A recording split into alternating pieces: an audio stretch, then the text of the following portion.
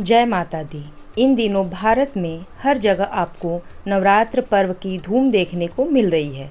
नवरात्र के 9 दिनों में माँ दुर्गा के 9 रूपों की पूजा अर्चना के लिए बेहद विशेष माना जाता है।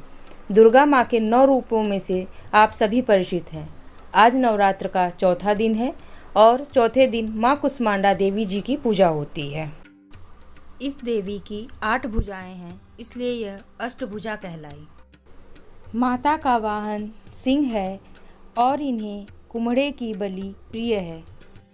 संस्कृति में कुम्हड़े को कुष्मांडा कहते हैं, इसीलिए इस देवी को कुष्मांडा।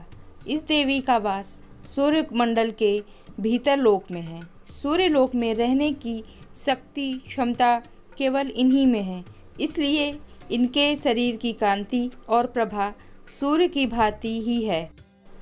इनके ही तेज से 10 दिशाएं आलोकित हैं। ब्रह्मांड की सभी वस्तुओं और प्राणियों में इन्हीं का तेज व्याप्त है।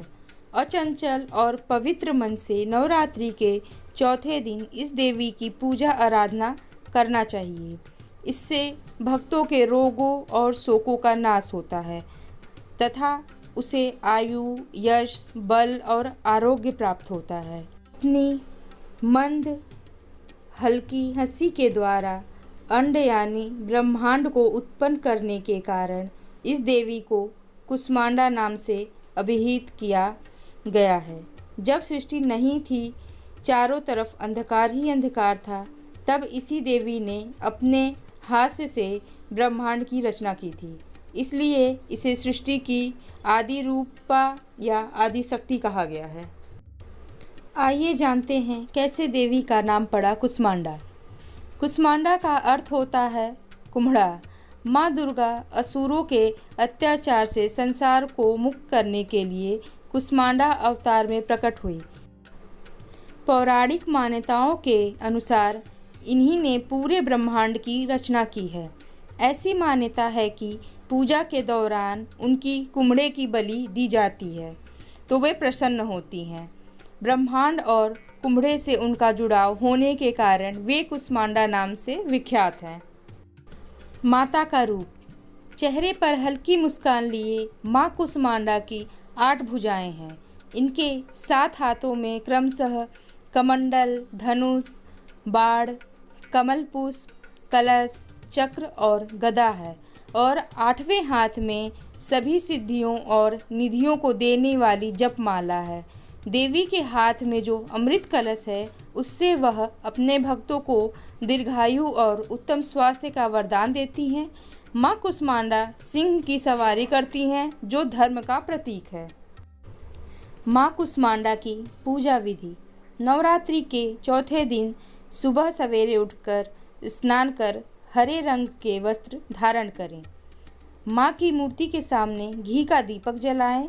अब देवी को हरी इलायची, सौंफ और कुम्हड़े का भोग लगाएं।